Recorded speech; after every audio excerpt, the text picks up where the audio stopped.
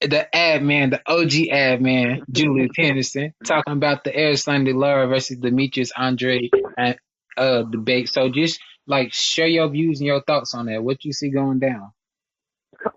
My opinion on that situation is I see a lot of people, going through the Facebook groups and everybody getting so riled up since these rumors have dropped that they try to do negotiations between Boo Boo and Lara for the 154 WBA title, and it seems the rumors are saying that Lara isn't interested in fighting Boo Boo at the time, that he's more interested in fighting her for unification Yeah. title.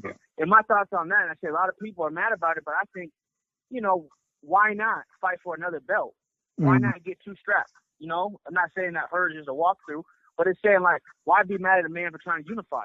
I think all the champions, when we talk about Triple G, Canelo's, and Lara, Charlos, Andre Ward, Kovalev, all these guys, bro, they trying to unify. They're trying to collect belts, and why would Lara trying to collect the belt is a problem? Now, I will say this: if the Hurd fight can't be made, which I don't think it will be made, because Hurd just won the belt. We know how boxer politics work.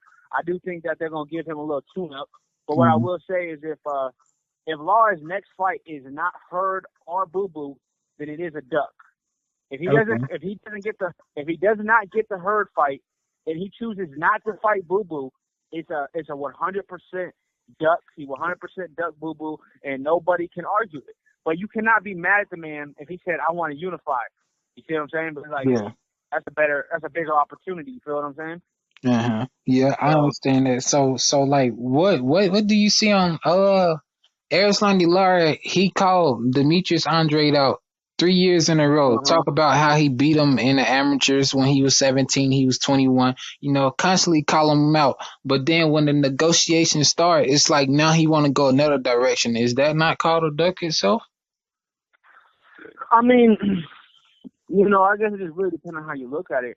You know what I mean? I guess they both, Boo Boo, he running his mouth a lot too. It's just they both talk a lot, bro. They both trying to get their name out into the public. They both trying to use the social media platforms to get their name, because we both know, and the majority of us fans know, like, they're not really known by casuals, so they do a lot of talking. Yeah. I don't, but he's fighting, it's a unification fight.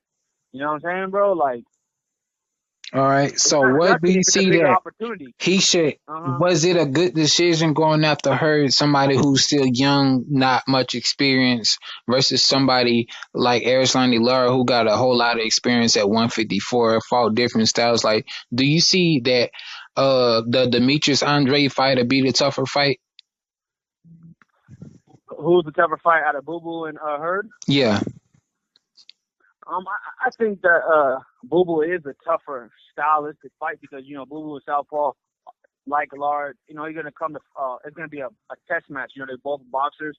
I think Hurd, he's gonna try to kind of walk down Lara and try to look for the big shots. And I think Lara, ring generalship and movement and all the, his experience, I think will be too much for Hurd right now. You know what I mean? I like Hurd, but I do think he needs a couple more fights, maybe a year or so, to really get everything down packed. But right now, I think Lara beats her, not easy, but fairly easy. Like fairly, take it to a unanimous decision.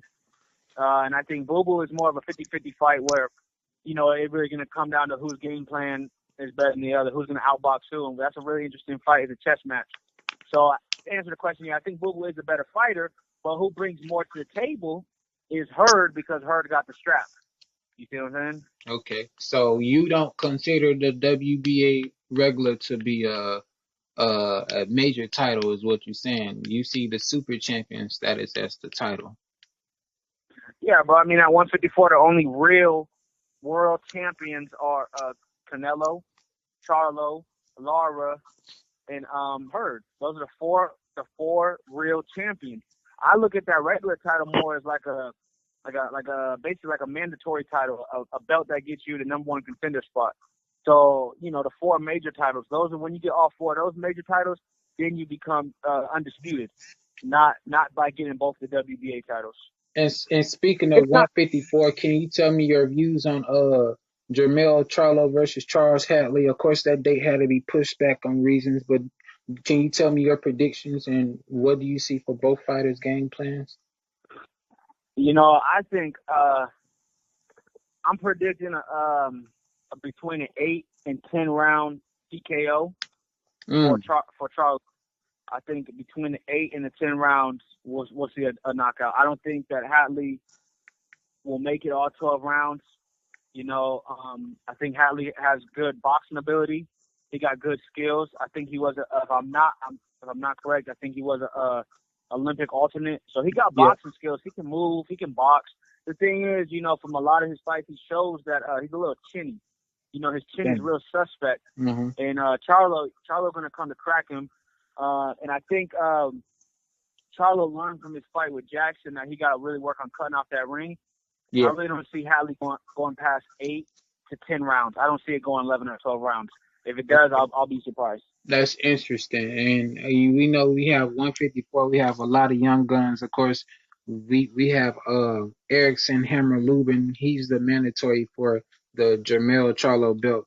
Do you think that they are rushing Lubin maybe a little bit too early to the title? How Lubin's 21? Yes, 21 years old. I don't want to say rushing him to the title, but I do think he hasn't fought enough competition to really be ready for that level yet. You know what I mean? A good fight would be Lubin versus Deloach. I know they was going back and forth on Twitter. I'm gonna post some of them pics up as I'm editing the video. But that would be a very good stylistic fight. Now of course Deloach did get beat early in his career, but of course one L doesn't change the fighter gifts, and he looked pretty good in his fights on PBC.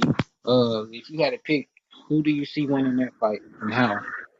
See, that's a good fight. I think it really depends on how Deloach shows up. I think he's a good boxer. I think he's strong. He's solid. He kind of fight. I do think he might been fighting the better competition out of the two. I really just don't feel like Lubin has fought any real competition yet, but I feel like he's been kind of fed some easy opponents. I'm not taking nothing away from his skills though. But before I can hop on the hype train or say that he'll go out there and beat these champions and stuff like that, I got to see a little bit more from him. I think he's a good boxer and everything, but he's fight some competition. So, did you see Leon Smith versus Leon Williams today? And if you did, what was your view on that fight? I only skimmed through the fight, and I was off and on watching it. From what I've seen, the Williams, I didn't know much about the Williams dude, but he looked like he was outboxing Smith from every time I would get on there. He was outboxing him with the jab. I think they had a few headbutts. Mm-hmm. Liam Smith didn't really impress me from what I was watching. So I don't know, bro. I don't know where he goes from here. I think they should do a rematch because I think the fight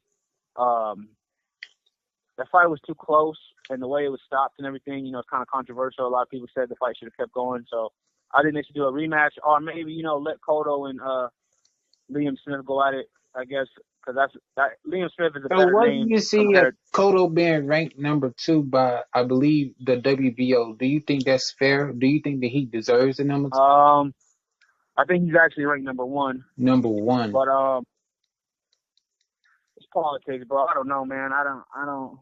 Do you feel that Cotto could beat somebody like the young guns of today, like Jermell Charlo, Erislandy Lara, Austin, even a rematch with Austin Trout was even talked about. Like, do you think that Cotto could possibly come back and win the world title before me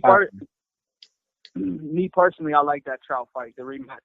That's a good. I like that Trout fight. We'll see what Trout still got left, and we'll see what improvements Cotto can make in that fight. I mean, in the Cotto and Canelo fight, Cotto still showed.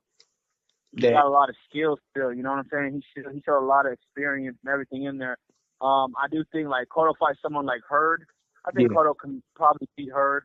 But Lara, I think Cotto got a puncher's chance. He's gonna have to like drop him or stop him. But I think Lara will win on the judges' scorecards. Mm-hmm. And who else is his name? Charlo. Small Charlo. That's an interesting fight, bro. If Charlo can work off his jab, I think Charlo can win. That's a 50-50 fight. A lot of people sleeping on Cotto, but I think he's still a live dog. You know what I'm saying? Like he's still, depending on who he's in the ring with, he's gonna bring a good fight. Okay. That was a good review. You know, this was our first phone call from Lace 'em Up Boxing Group. All right, it was good talking to you, Julius Henderson. God bless. Have a good day. All right, bro. All right.